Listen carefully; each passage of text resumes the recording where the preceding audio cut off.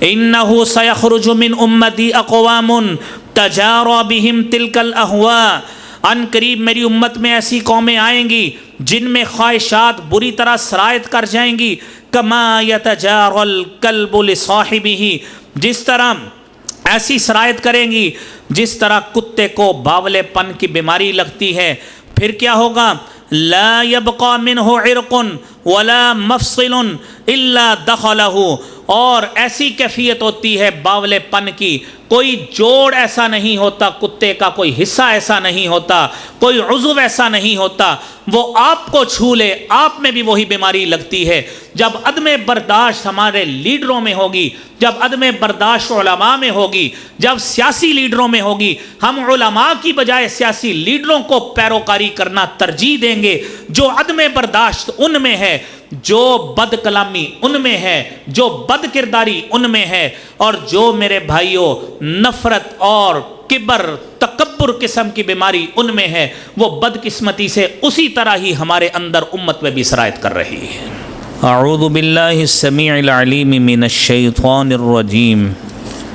بسم اللہ الرحمن الرحیم، واللہ یدعو الی دار السلام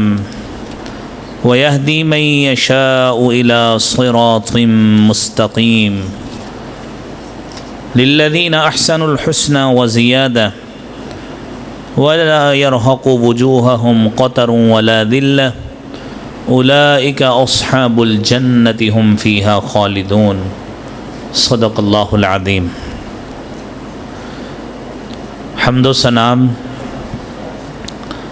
تعریف و تمہید، کبریائی بڑائی اللہ رب العالمین کی ذات کے لیے ہے۔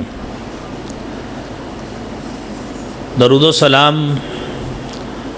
امام کائنات، امام المرسلین، شفیع المظلمین، رحمت للعالمین، جناب محمد الرسول اللہ صلی اللہ علیہ وآلہ وسلم کی ذات اقدس پر۔ حضرات دی وقار اللہ رب العالمین نے مسلمانوں میں باہمی اخوت اور محبت کا رشتہ قائم کیا ہے۔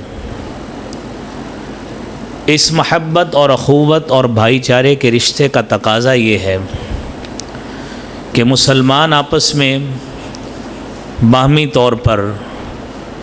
اچھا محبت والا میل جول اختیار کریں، اور مجموعی طور پر اسلامی کردار ان کی شخصیت سے منعکس ہونا چاہیے۔ اور یاد رکھیے کہ دنیا میں جب ہم معاشرے میں رہتے ہیں تو ہمارا کردار ہی ہمارا اصل پہچان ہوتا ہے۔ اگر ہم اپنے کردار اور عمل کے ذریعے لوگوں کے ساتھ محبت والے، پیار والے اور اچھے الفاظ بولیں گے تو اس محبت اور پیار کا اثر یہ ہوگا کہ لوگ ہماری گفتگو سن کر، ہماری بات سن کر ہمارے ساتھ مزید محبت کریں گے۔ اور اگر ہمارے لہجے میں ترشی، تندی و تیزی، گستاخی اور اگلے شخص کی ناقدری شامل ہوئی، بغض اور نفرت شامل ہوا، تو یاد رکھیے یہ وہ اخلاقی رویہ ہے جس سے ہم اگلے ساتھی میں اور اگلے دوست میں، مخاطب میں اپنی نفرت جو ہے وہ منتقل کر رہے ہیں۔ تو ہماری آج کی جو گفتگو ہے اس کا موضوع یہ ہے کہ آپس میں محبتیں کیجیے، نفرتیں مت کیجیے۔ اور بدقسمتی یہ ہے کہ گزشتہ چند ہفتوں سے ہمارے ملک کے کچھ حالات نے کچھ ایسی کروٹ لی ہے، اس کے نتیجہ میں لوگوں میں محبت کی بجائے نفرت پروان چڑھنے لگ گئی ہے، عدم برداشت کا عنصر غالب آ رہا ہے، اور ہر شخص دوسرے کے ساتھ محبت سے بات کرنے کی بجائے،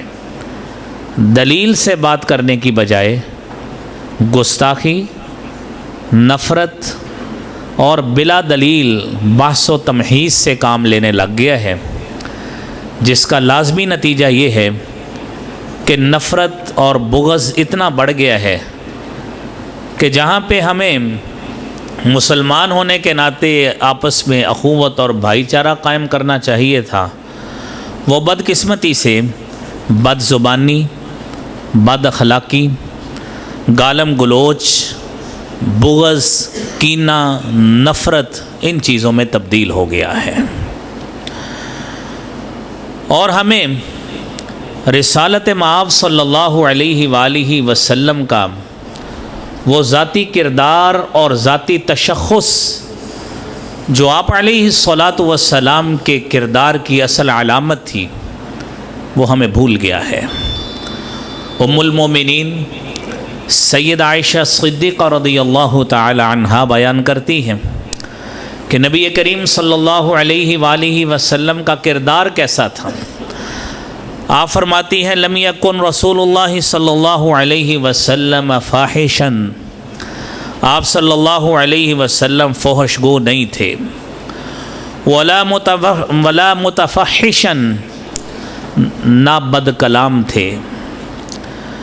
اور ولا سخابا فی الاسواق، رسالت مآب صلی اللہ علیہ وآلہ وسلم بازاروں میں مجمع لگا کر شور مچانے والے نہیں تھے۔ کیا تھے؟ ولا یجزی السیئۃ بالسیئۃ،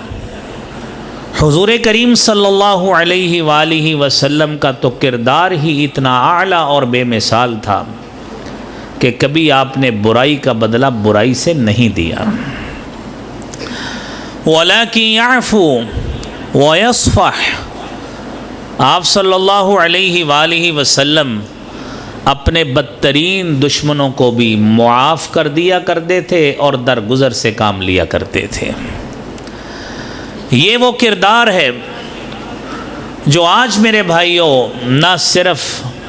من حیث القوم ہر مسلمان کا ہونا چاہیے، بلکہ اس میں سب سے زیادہ اولین اور اعلیٰ کردار زعمائے امت علماء کا ہونا چاہیے۔ اور علماء سے بڑھ کر جو لوگ اپنے آپ کو سیاسی سرخیل اور قائد اور لیڈر سمجھتے ہیں، یہ کردار ان کا بھی ہونا چاہیے، کیونکہ سب سے زیادہ عوام تک رسائی انہیں حاصل ہے اور عوام ان کو سنتی بھی ہے، دیکھتی بھی ہے، اور ان کے کیے گئے کلام اور استعمال کیے گئے الفاظ کا پھر اطلاق امت پر بھی بدقسمتی سے ہوتا ہے۔ لہذا مسلمان کا کردار بد کلامی والا نہیں ہونا چاہیے، مسلمان کا کردار فحش گوئی والا نہیں ہونا چاہیے، مسلمان کا کردار یہ ہونا چاہیے کہ ہم ایک دوسرے کے ساتھ محبت اور پیار کریں۔ کسی نے اگر ہمارے ساتھ ذاتی طور پہ زیادتی کی ہے تو ہم عفو و درگزر سے کام لیں۔ یہ ہم میں سے میرے بھائیوں ہر مسلمان کی ذمہ داری ہے۔ سیاسی اختلافات اپنی جگہ پہ ہمیشہ موجود رہتے ہیں، مذہبی اور گروہی اور طبقاتی اختلافات کہاں پہ نہیں ہوتے؟ دنیا میں کوئی ایسا معاشرہ نہیں ہے جہاں پہ یہ اختلافات نہیں ہوتے، لیکن یہ اختلافات اپنی جگہ پر موجود ہوتے ہیں۔ ان اختلافات کو اس قدر نہیں بڑھانا چاہیے کہ لوگ ان اختلافات کو بنیاد بنا کر کسی شخص کو اس کے قتل کی بھینٹ چڑھا دیں، کسی کو اس حد تک اس کی کردار کشی کرنے لگ جائیں کہ یہ احساس ہی نہ ہو سکے کہ تربیت ہماری کبھی کسی نے کی بھی تھی کہ نہیں کی تھی۔ اس حد تک میرے بھائیوں تربیت کا جب فقدان ہوگا تو لازمی نتیجہ وہی نکلے گا جو بدقسمتی سے آج ہر مجلس میں، ہر گیدرنگ میں 2 لوگ بیٹھے ہوں، 3 بیٹھے ہوں، 5 بیٹھے ہوں، 10 بیٹھے ہوں، تو ہمیں یہ وہ رنگ نظر آتا ہے جو اوور آل ہماری امت پر آج چھایا ہوا ہے۔ نبی محترم صلی اللہ علیہ وآلہ وسلم نے میرے بھائیوں فرمایا، سیدنا ابو ہریرہ رضی اللہ تعالی عنہ بیان کرتے ہیں، سلسلۃ الصحیحہ کی 680 نمبر حدیث ہے، فرمایا سیصیب امتی داء الامم، ان قریب میری امت پہ پچھلی امتوں کی بیماریاں جو ان کو تھی یہ ان پر بھی لوٹ آئیں گی، اور جس بیماری میں وہ مبتلا تھے کردار اور عمل کے حوالے سے، یہ بدقسمتی سے میری امت اور قوم بھی انہی بیماریوں کا شکار ہو جائے گی۔ اور آپ صلی اللہ علیہ وآلہ وسلم سے صحابہ کرام رضوان اللہ علیہم اجمعین نے پوچھا، یا رسول اللہ صلی اللہ علیہ وآلہ وسلم ما داء الامم، سابقہ امتوں کو لگنے والی بیماریاں کردار اور عمل کے حوالے سے کون سی تھیں؟ آپ علیہ الصلاۃ والسلام نے ایک ایک کر کے ان کی نشاندہی کی۔ فرمایا الاشر والبطر والتدابر والتنافس، کفران نعمت عام ہوگا، اللہ کی نعمتیں ہوں گی لیکن شکر گزاری کی بجائے انسان تکبر کا شکار ہوگا، اکڑ پن کا شکار ہوگا، نعمت پر سرکشی عام ہو جائے گی، حصول دنیا میں مقابلہ بازی عام ہوگی، دنیاوی عہدوں کے لالچ میں اور دنیا کے حاصل کرنے میں ایک انسان اس حد تک گزر جائے گا، نہ اسے کردار سازی کا علم ہوگا، نہ اسے اپنے عمل صالح کا علم ہوگا، نہ اللہ کی طرف سے کیے گئے بتائے گئے فرائض کا علم ہوگا، اور نہ ہی جناب محمد مصطفیٰ صلی اللہ علیہ وآلہ وسلم کی بتائی گئی سنت کا علم ہوگا۔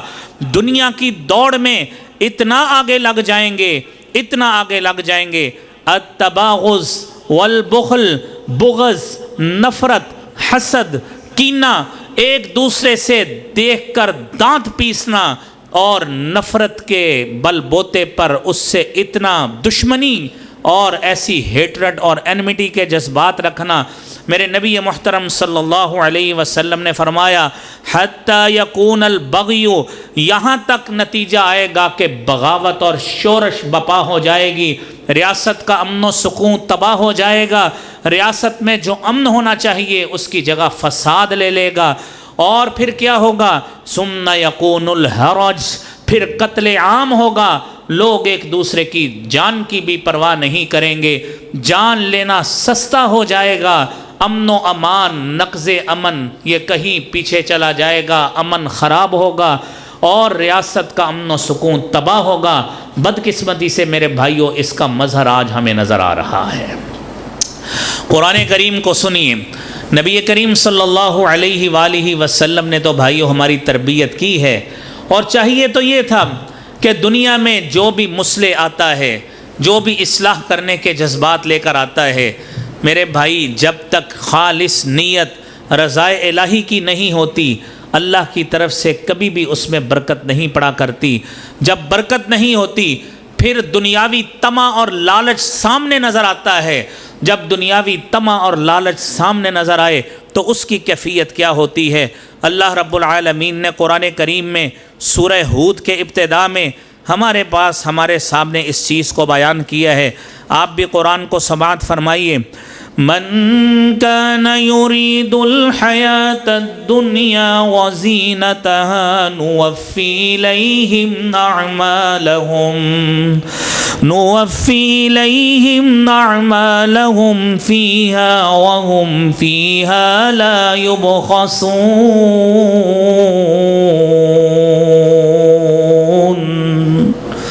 انسان اگر دنیا ہی چاہتا ہے،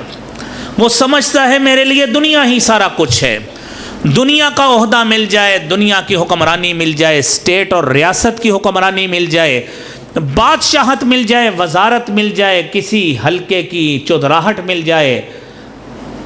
دنیا ترجیح ہے، آخرت ترجیح نہیں ہے، دین ترجیح نہیں ہے، دین کا غلبہ ترجیح نہیں ہے۔ میرے بھائیوں میرا رب فرماتا ہے نوفی الیہم اعمالہم، ہم اس کی تمام، اس کا حرص اور اس کی خواہش ہم دنیا میں ہی پوری کر دیتے ہیں، لیکن یاد رکھنا یہ دنیا میں کی گئی پوری خواہش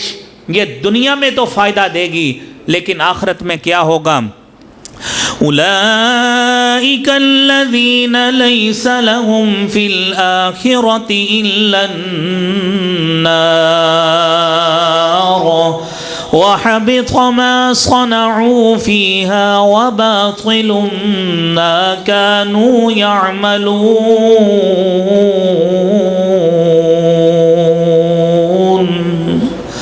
ایسے لوگ جو اقتدار کی ہوس کے پجاری ہیں،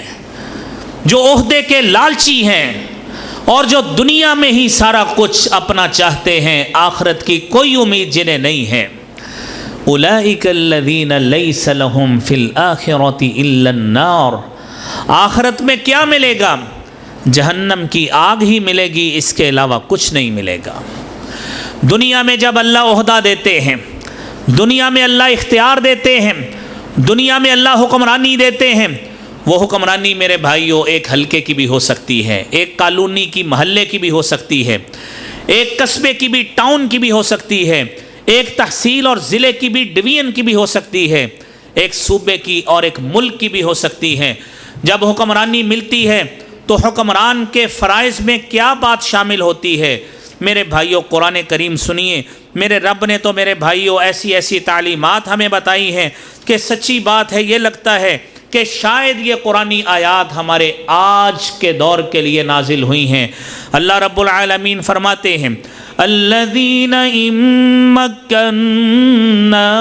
فی الارض اقاموا الصلاة وآتوا الزکاة وَأَمَرُوا بِالْمَعْرُوفِ وَنَهَوْا عَنِ الْمُنْكَرِ وَلِلَّهِ عَاقِبَةُ الْأُمُورِ۔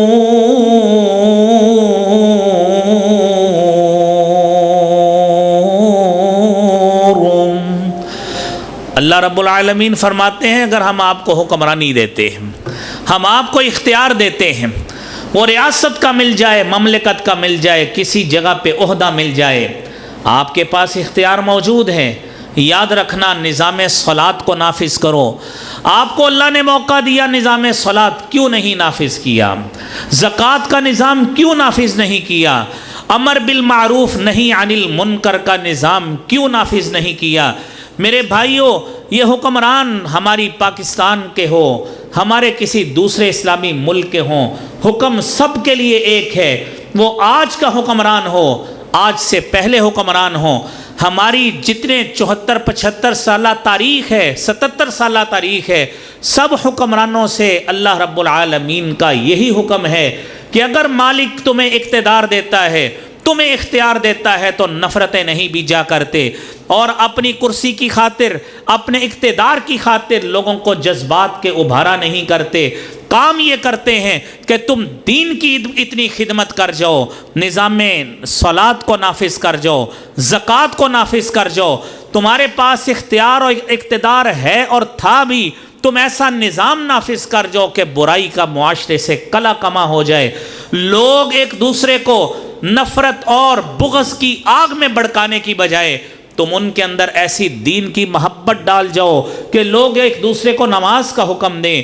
لوگ ایک دوسرے کو نیکی کا حکم دیں، لوگ ایک دوسرے کو اخوت اور بھائی چارے کا حکم دیں۔ میرے بھائیوں، یہ وہ حقیقی درس ہے جو آج ہمیں علماء کو بھی، ہمارے سیاسی زعماء کو بھی، ہمارے سیاسی لیڈران کو بھی اپنی امت کو اس بات کا درس دینا چاہیے کہ تمہارا اصل فرائض منصبی یہ تھا، تمہارا اصل ڈیوٹی اور اصل میں جو اللہ رب العالمین کی طرف سے تمہارے اوپر عائد فرائض تھے، ان میں بڑا فرض یہ تھا کہ تم نے لوگوں کے ساتھ اس انداز سے تربیت کرنا تھی کہ لوگ ایک دوسرے کے ساتھ محبت اور الفت اور ایسے انداز سے پروان چڑھتے جس کا اظہار جناب محمد مصطفیٰ صلی اللہ علیہ وآلہ وسلم نے کیا ہے۔ فرمایا تری المؤمنین فی تراحمہم وتعاطفہم وتوادہم کمثل الجسد، کہ آپ مسلمانوں کو باہمی محبت، باہمی الفت اور شفقت میں ایسے پائیں گے کمثل الجسد، جس طرح ایک جسم ہوتا ہے، اذا اشتکا لہ عضو، کہ جسم کا ایک حصہ درد کی شکایت کرتا ہے، تداعی لہ سائر الجسد بالسہر والحمى، جسم کے ایک حصے کو شکایت ہوتی ہے، ایک حصہ درد کی شکایت کرتا ہے تو سارا جسم اس کے لیے ساری رات درد کے عالم میں بیدار رہتا ہے۔ میرے بھائیوں، آج اس حسد کی آگ سے، اس بغض کی آگ سے، اس نفرت کی آگ سے نکالنے کے لیے بھی تو اللہ تعالیٰ نے کچھ لوگوں کو پیدا کیا ہے، ان کا یہ فرض ہے، ان کی یہ ڈیوٹی ہے کہ لوگوں کو اس طرف لائیں کہ جو نیکی کا حکم دیں اور برائی سے روکیں۔ قرآن کو سنیے، وَلْتَكُن مِّنكُمْ أُمَّةٌ يَدْعُونَ إِلَى الْخَيْرِ وَيَأْمُرُونَ بِالْمَعْرُوفِ وَيَنْهَوْنَ عَنِ الْمُنكَرِ وَأُولَئِكَ هُمُ الْمُفْلِحُونَ۔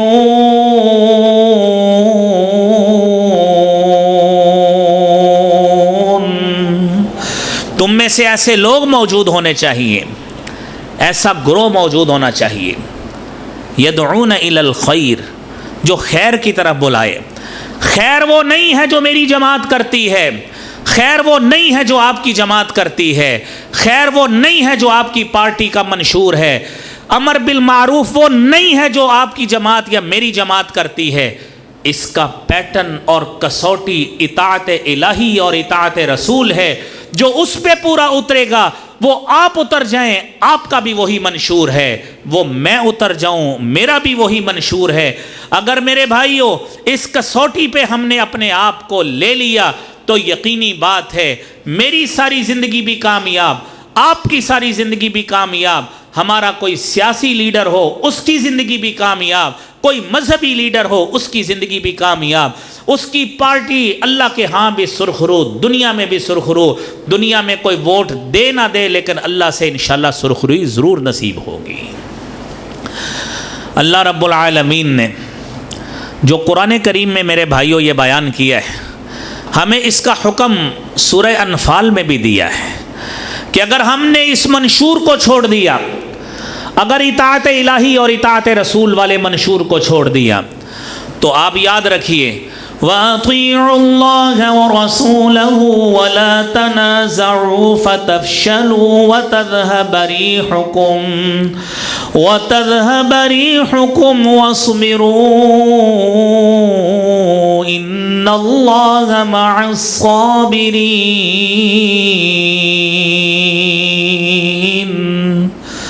اللہ کی بھی اطاعت کرو، اس کے رسول کو بھی کرو۔ اگر نہیں کی آپس میں جھگڑتے رہے، آپس میں جھگڑتے رہے، ایک دوسرے کی ٹانگیں کھینچتے رہے، ایک دوسرے کے خلاف مقدمہ بازی کرتے رہے تو آپ کو من حیث القوم نقصان ہوگا۔ فَتَفْشَلُوا وَتَذْهَبَ رِيحُكُمْ،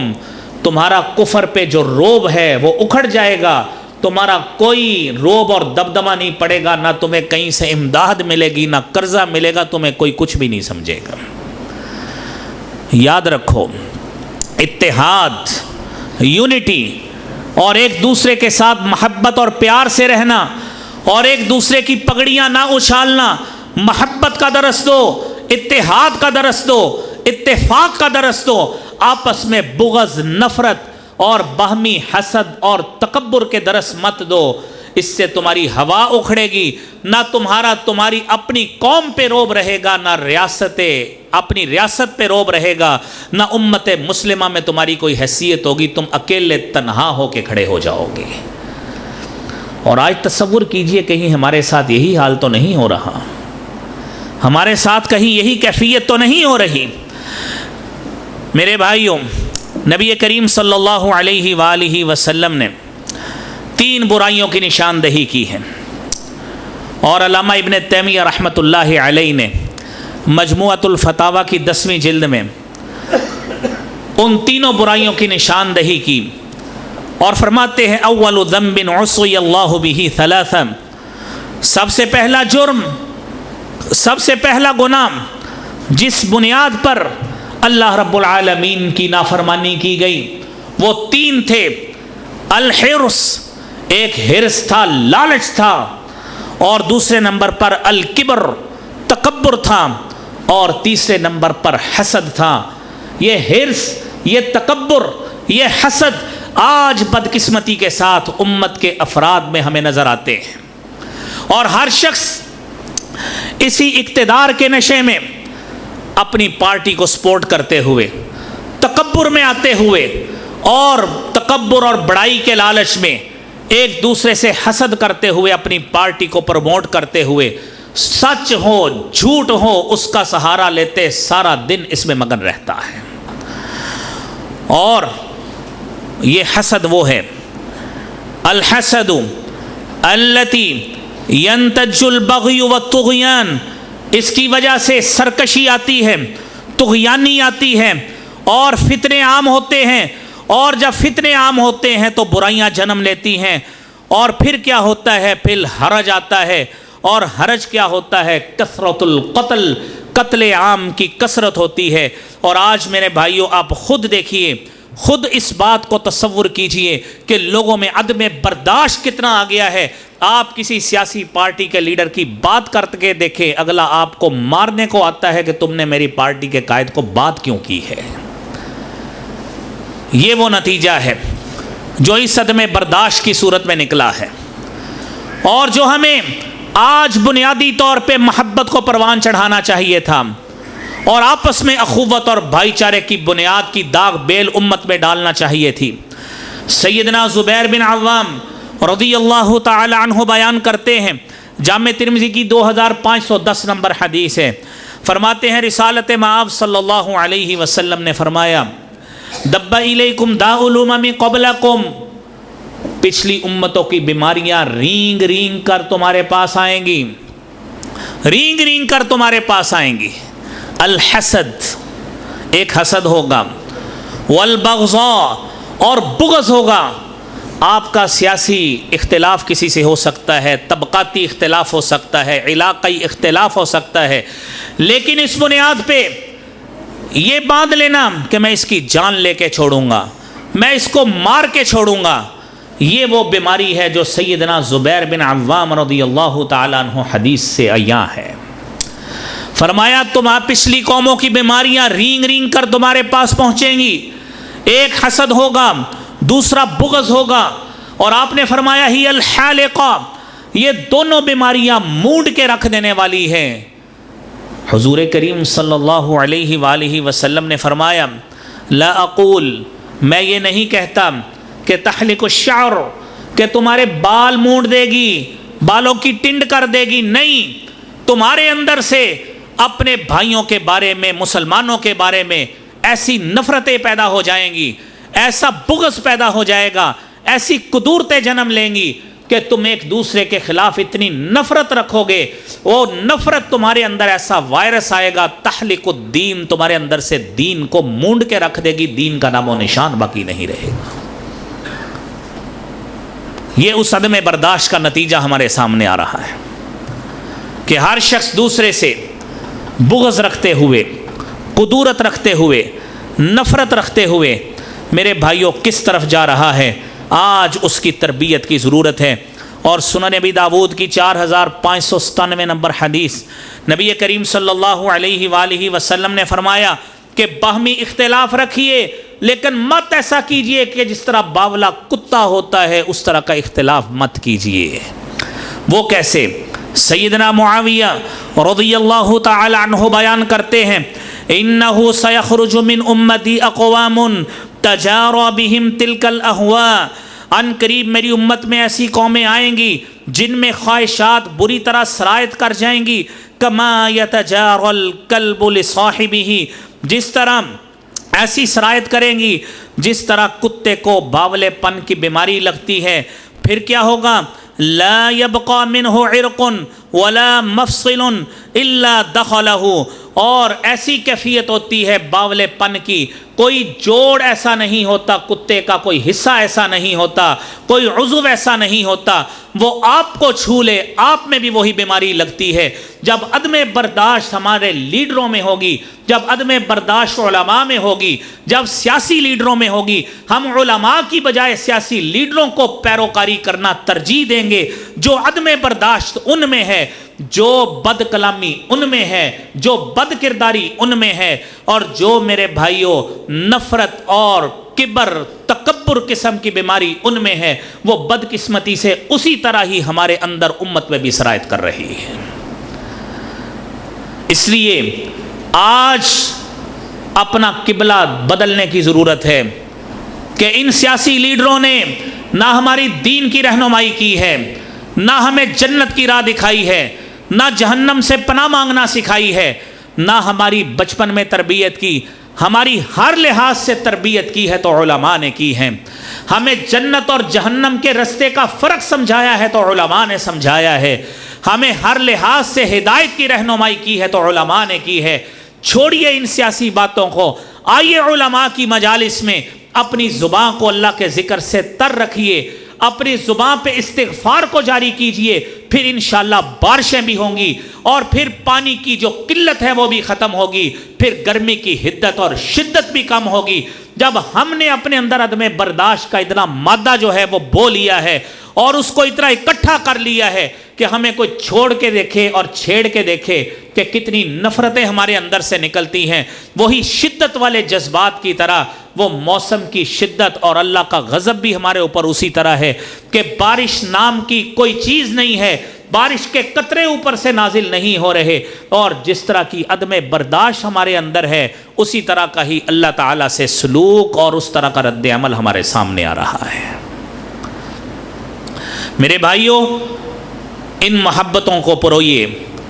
اور محبتوں کو جنم دیجئے، ایک دوسرے کو قریب لائیے، علماء کی مجالس کو اختیار کیجئے۔ میرے نبی محترم صلی اللہ علیہ وآلہ وسلم نے تو میرے بھائیوں یہاں تک فرمایا ہے کہ جب جھوٹ عام ہوگا، دھوکہ دہی عام ہوگی، مکر و فریب عام ہوگا، تو سمجھ لیجئے یہ قیامت کی دجالی قوتوں کی نشانی ہے۔ آپ نے فرمایا، اور سنن ابن ماجہ کی 4036 نمبر حدیث ہے، فرمایا سیأتی علی الناس سنوات، ان قریب میری امت پر ایسے سال آئیں گے، ایسا وقت آئے گا،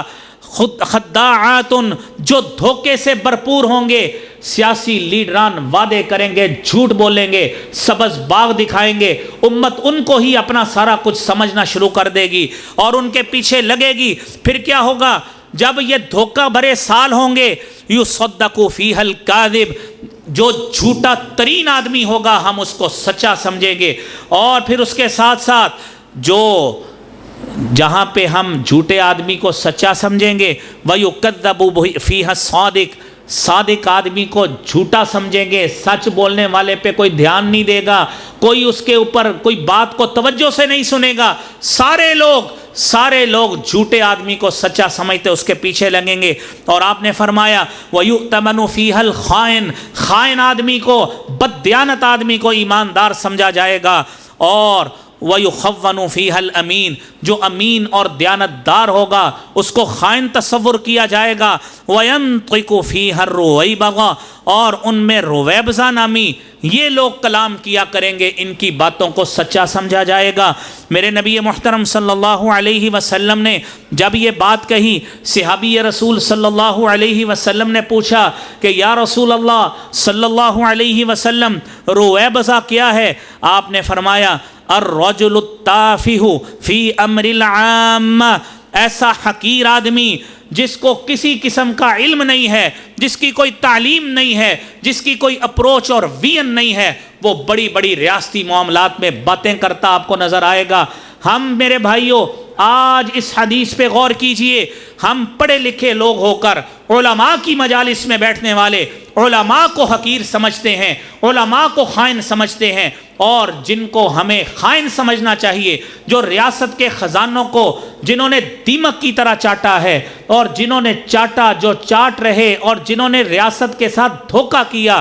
عوام کے ساتھ دھوکہ کیا، ہم ان کو خیر خواہ سمجھنے لگ گئے۔ علماء آپ کے میرے بھائیوں، علماء دین کی تعلیم دینے والے، وہ حقیقت میں آپ کے قائد، رہبر اور لیڈر ہونے چاہیے، جنہوں نے آپ کو نیکی اور برائی کا فرق سمجھایا، لیکن بدقسمتی سے ہم نے ان کو کسی بھی طرح کوئی اہمیت نہیں دی، ہم نے رویبضہ کو اہمیت دی۔ یہ جتنے بھی ہم سارا دن موبائل پہ چھوٹے چھوٹے کلپ ان کے سیاستدانوں کے یا ان جرنلسٹ کے اور ان صحافیوں کے دیکھتے ہیں، نہ ان کا کوئی علمی مقام ہے، نہ ان کی کوئی دینی اپروچ ہے۔ یہ وہ رویبضہ ہیں جن کی علمی کوئی اپروچ نہیں ہے، جن کا کوئی دین کا کوئی ویژن نہیں ہے۔ ہم ان کی رائے کو حتمی سمجھ کر ہم ریاست کے بارے میں پشین گوئیاں کر رہے ہوتے ہیں کہ امت کے ساتھ اب یہ ہونے والا ہے، امت کے ساتھ یہ ہونے والا ہے۔ میرے بھائیوں، ہمارا منہج یہ نہیں ہے، ہمارا منہج دین ہے، ہمارا منہج علماء کے ساتھ محبت ہے، اور علماء نے ہمیں دین سمجھایا ہے،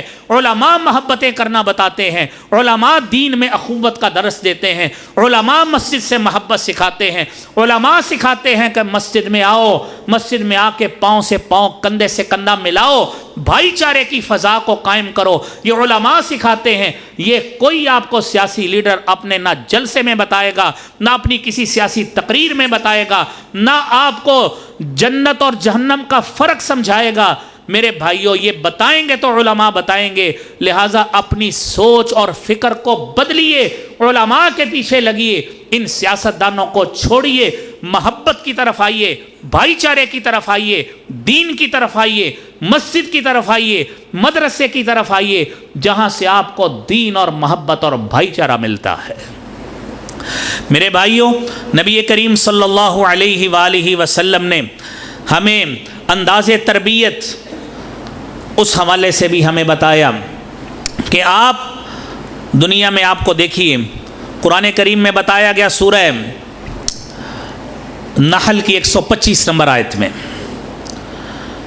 ادعو الى سبیل ربک بالحکمت والموعظۃ الحسنۃ وجادلہم باللتی ہی احسن ان ربک هو اعلم بمن ضل عن سبیلہ وهو اعلم بالمہتدین۔ آپ دین کی طرف بلائیے، یہ 3 اصول مد نظر رکھیے، اور قرآن کریم کی دوسری جگہ پہ بھی موجود ہے سورہ مومنون میں، ادفع باللتی ہی احسن السیئۃ فاذا الذی بینک وبینہ عداوۃ کأنہ ولی حمیم۔ آپ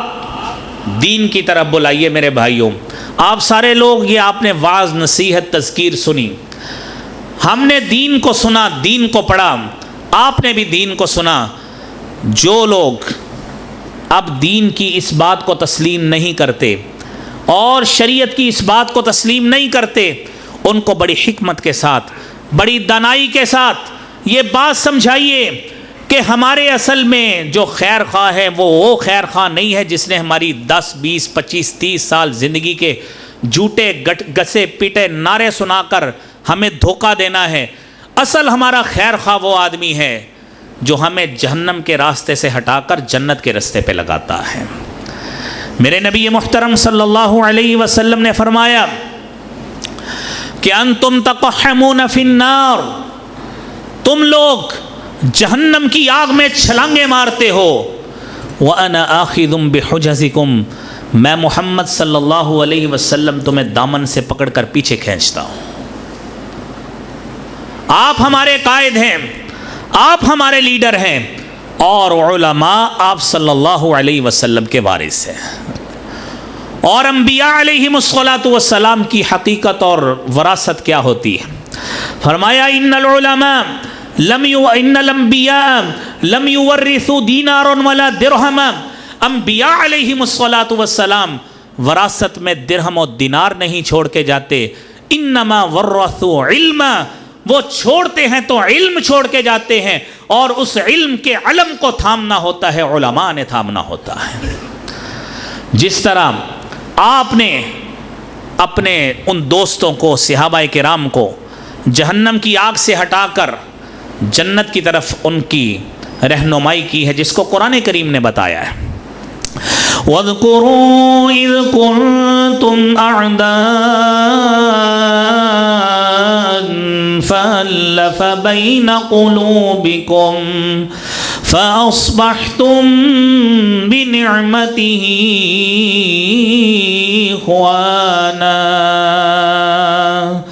وَكُنْتُمْ عَلَى شَفَا حُفْرَةٍ مِّنَ النَّارِ فَأَنْقَذَكُمْ مِنْهَا كَذَلِكَ يُبَيِّنُ اللَّهُ لَكُمْ آيَاتِهِ لَعَلَّكُمْ تَهْتَدُونَ۔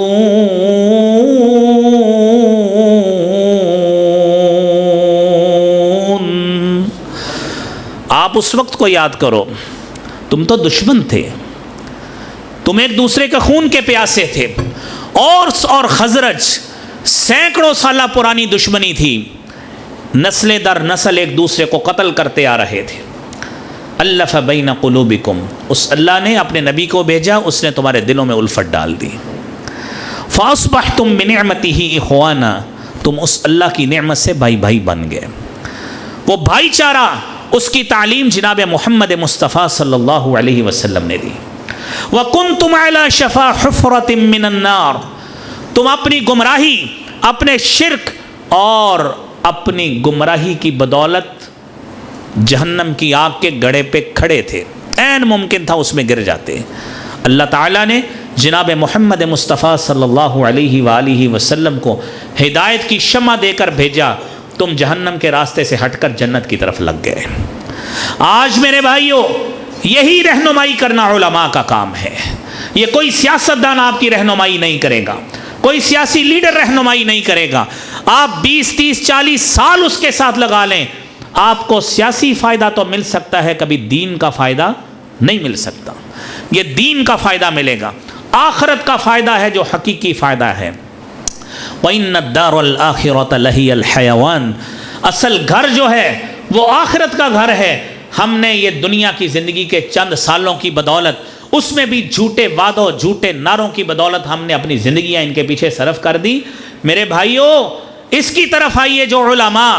نفرتیں نہیں بانٹتے، محبتیں بانٹتے ہیں، آپ کو ایک دوسرے کے ساتھ ملاتے ہیں، آپ کو اخوت کا درس دیتے ہیں، آپ کو بھائی چارے کا درس دیتے ہیں، اور آپ کو ایک دوسرے کے ساتھ ملنا، سلام لینا، معانقہ کرنا، اس کی ترغیب دیتے ہیں. اللہ کریم میرے بھائیوں ہم سب کے اندر محبت اور پیار پیدا فرمائے، اور ہمیں شرارتیوں کے، شریروں کے، ریاست کے دشمنوں کے شر سے اللہ ہمیں محفوظ فرمائے. اللہ کریم ہماری ریاست کو امن و امان کا گہوارہ بنا. اللہ اس کے اندر سیاسی اور معاشی استحکام پیدا فرما، اور اللہ اس کو جو بھی عدم استحکام کے در پہ تلا ہے، اس کو غیر مستحکم کرنے کے لیے اللہ تو اس کو تباہ و برباد کر دے. وآخر دعوانا الحمد للہ رب العالمین.